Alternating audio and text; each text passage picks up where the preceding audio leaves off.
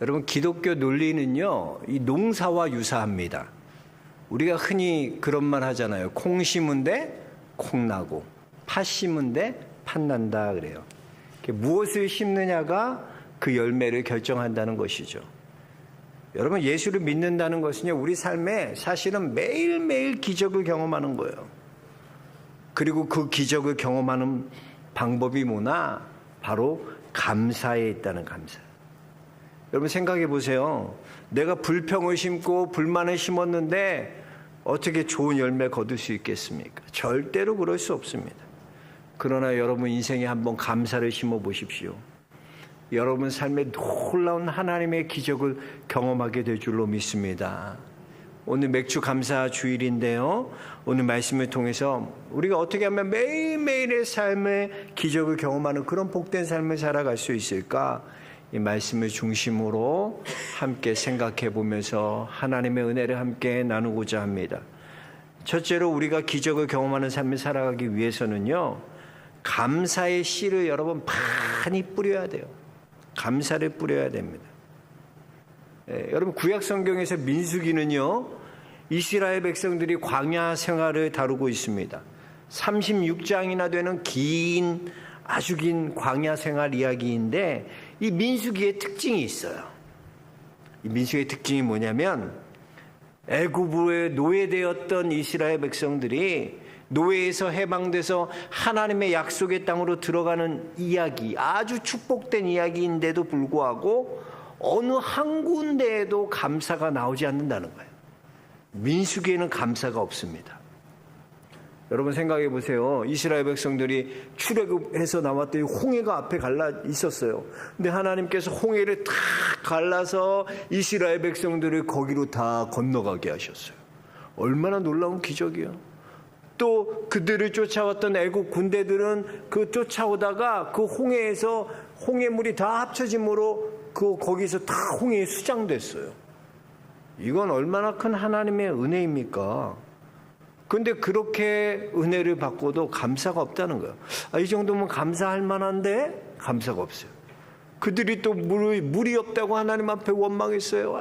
이런 광야까지 와서 우리 배 목말라 죽이게 하려고 그러니 하나님이 반석을 쳐서 물을 주셨어요. 그럼 어때요? 감사해야 되죠. 감사 없어요. 감사가 없대요. 40년 동안 하나님께서 하늘에서 그들에게 만나 내려주셨어요. 하루 이틀이 아니라니까 여러분. 40년을 하늘에서 만나를 먹었던 백성이 이스라엘이에요. 근데 놀랍게도 감사가 하나도 없어. 하나님께서 그들을 낮에는요 구름 기둥으로 그들을 인도해 가셨고요, 밤에는 추울까봐 불 기둥으로 그들을 인도해 가셨어요. 그런데요 어디에도 감사가 없는 겁니다. 이렇게 놀라운 하나님의 은혜를 경험하고도 한 번도 감사하지 않았다는 것, 그게 여러분 진짜 기적 아닙니까? 그런데 여러분, 감사하지 않았던 그들은 결국 어떻게 됩니까? 그들은요 출애굽 1세대는 여호수아와 갈렙 외에는 다 광야에서 죽고 맙니다. 한 명도 하나님의 약속의 땅에 들어가지 못했다는 거예요. 여러분, 게으름이라는 게 뭐라고 생각하세요? 뭐가 게으름일까요? 몸을 잘 움직이지 않는 것, 할 일을 하지 않는 것, 그게 게으름입니까? 아니에요. 게으름은요 변화를 싫어하는 거예요. 변화를요. 새로움을 받아들이지 않는 겁니다. 낯선 세계를 거부하는 거예요. 즉 게으름은 당연의 세계에만 머무르는 것이 게으름이에요.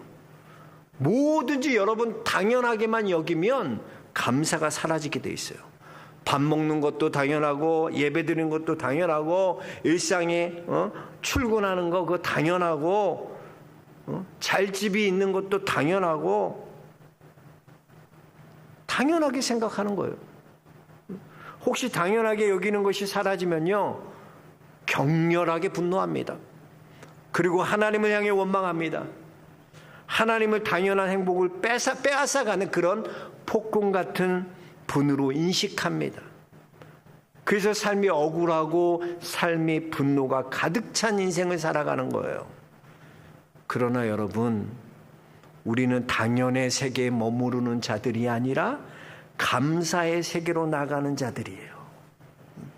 우리 오늘 17절 말씀 다시 한번 읽어보도록 하겠습니다. 17절입니다. 또 무엇을 하든지 말에나 입에나 다 주 예수의 이름으로 하고 그를 힘입어 하나님 아버지께 감사하라. 15, 16, 17절 보면 다 감사가 나와. 감사. 이것은 우리의 일상의 삶을 가리키는 건데요, 감사로 말하고 감사로 일하라는 거예요. 이렇게 여러분이 감사로 말하고 감사로 일하고 여러분 일상 가운데 감사를 심으면 놀라운 기적이 일어난다는 거예요. 데살로니가전서 5절에 보면 범사에 감사하라. 그래서 범사에 감사하라. 범사라는 건 뭐예요? 모든 일에 감사하는 거예요. 그런데 우리는 감사도 골라서 감사하려고 그래요. 골라서. 아니에요. 감사는 골라서 하는 거 아니에요. 골라 응? 그러는 거 아니야. 감사는 모든 일에 감사하는 거예요. 응? 무슨 말에도 무슨 일에도 감사를 빼먹지 말라는 거예요. 그러면 하나님께서 넘치도록 우리에게 채워주신다는 거예요. 그러니 여러분, 감사를 심어야 돼요? 안 심어야 돼요?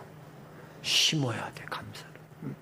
여러분의 말에, 여러분의 일에 감사를 많이 심는 우리 성도들 모두 될 수 있기를 주의 이름으로 축복합니다.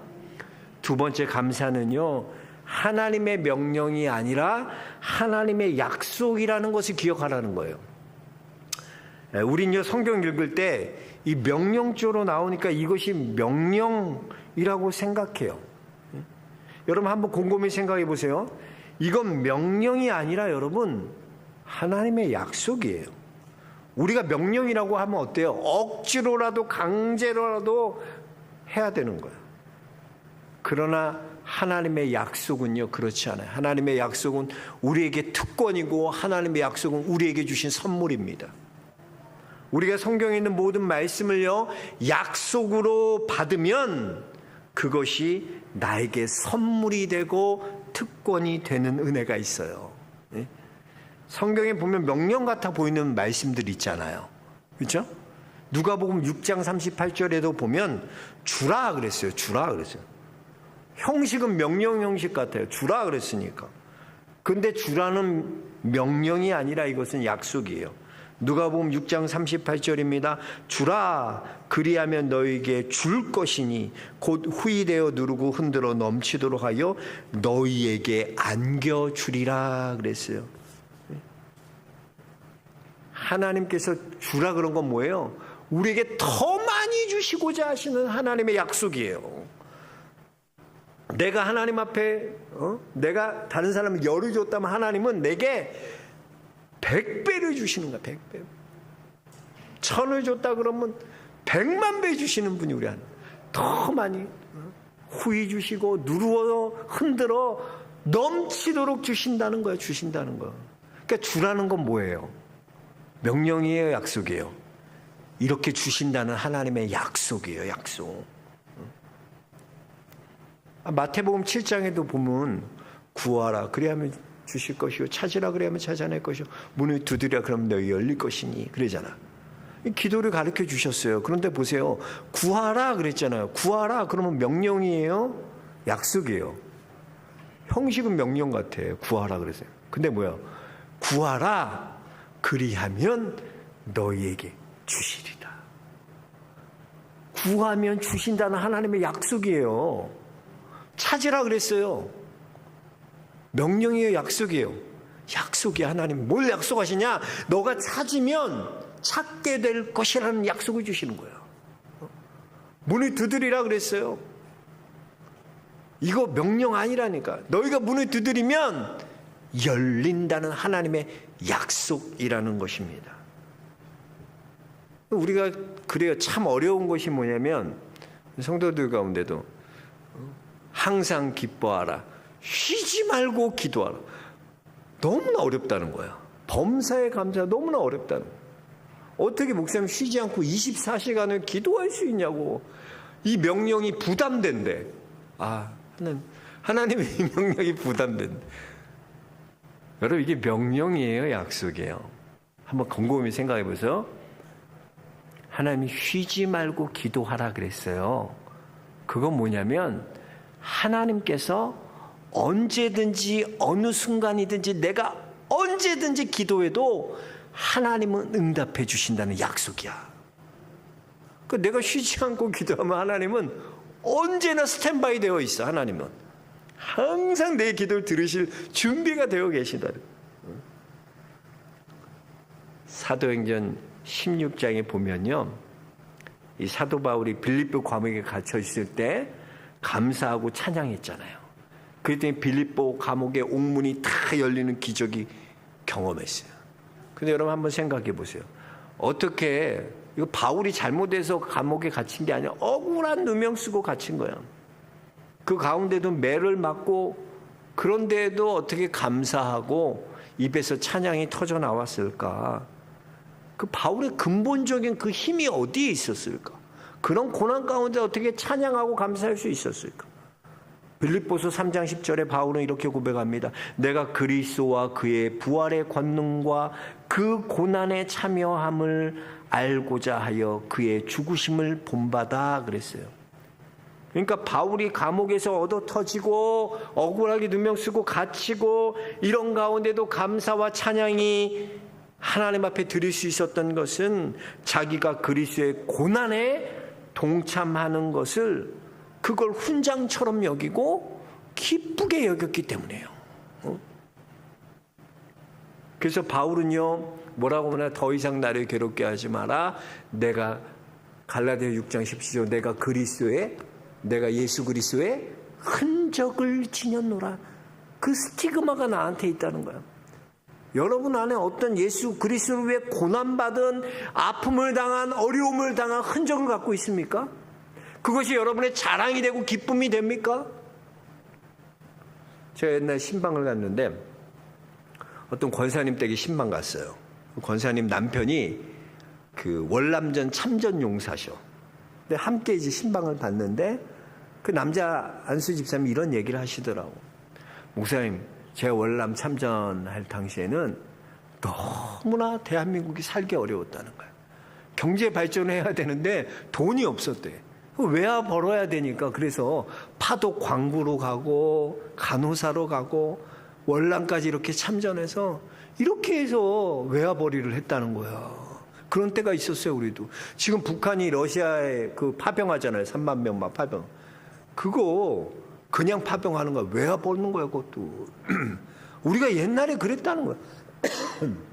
근데 그분이 하는 얘기가 자기가 받았던 월급이 미군이랑 한국군이랑 비슷했대요. 차이가 별로 없었대요. 되게 많이 주죠. 난 차별해서 줬을 것 같은데 별로 안.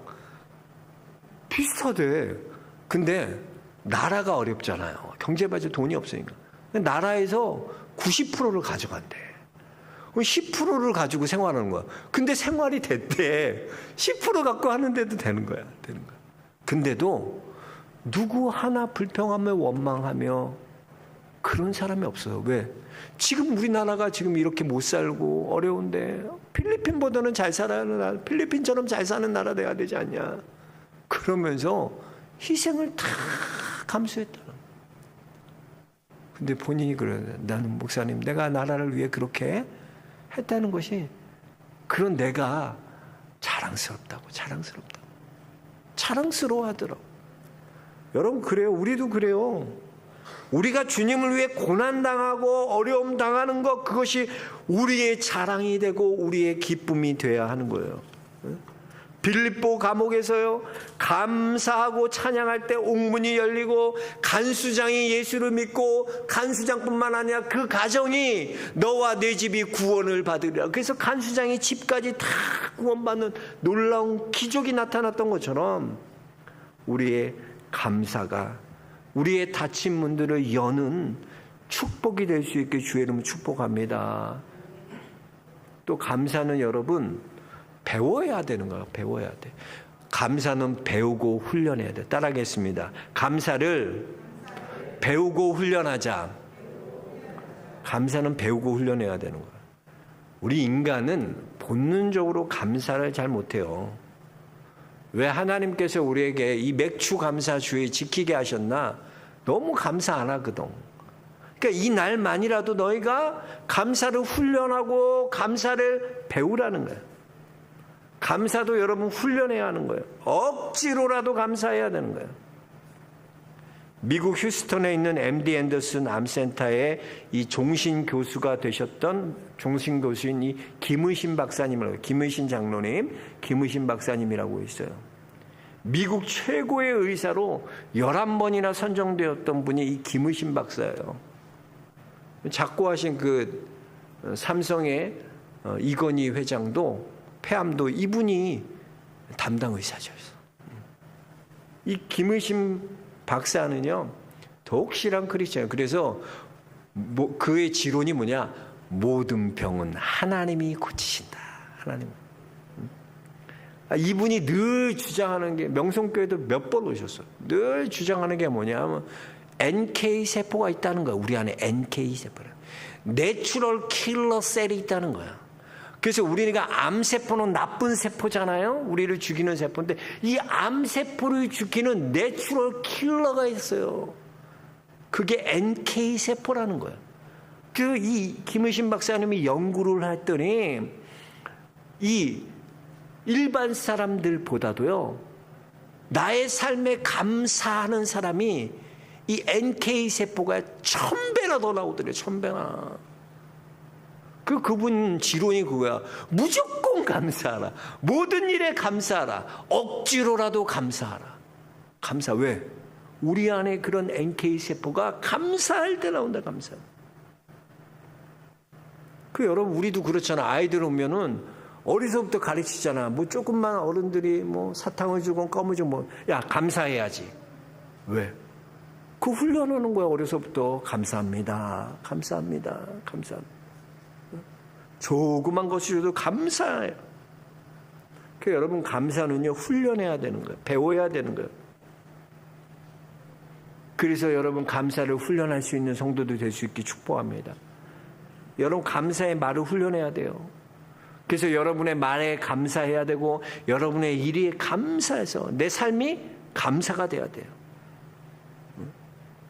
오늘 우리 영락의 모든 성도님들은 오늘부터 목사님, 내가 그동안은 좀 감사하지 못했던 것 같아요. 오늘부터 시작하면 돼요.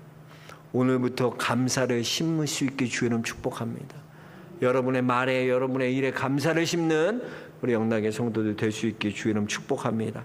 세 번째 감사는요, 주님의 선하심을 믿는다는 거예요. 선하심. 여러분, 우리가 주님의 선하심을 믿는다는 것은요, 끝이 좋다는 걸 믿는 거예요. 로마서 5장 3절에 보니까 우리가 환난 중에도 즐거워하나니 이는 환난은 인내를, 인내는 연단은, 연단은 소망을 이루는 줄 알미로다 그랬어요. 이게 무슨 말이에요? 끝이 좋다는 말이야. 환난으로 시작했지만 결국엔 뭐예요?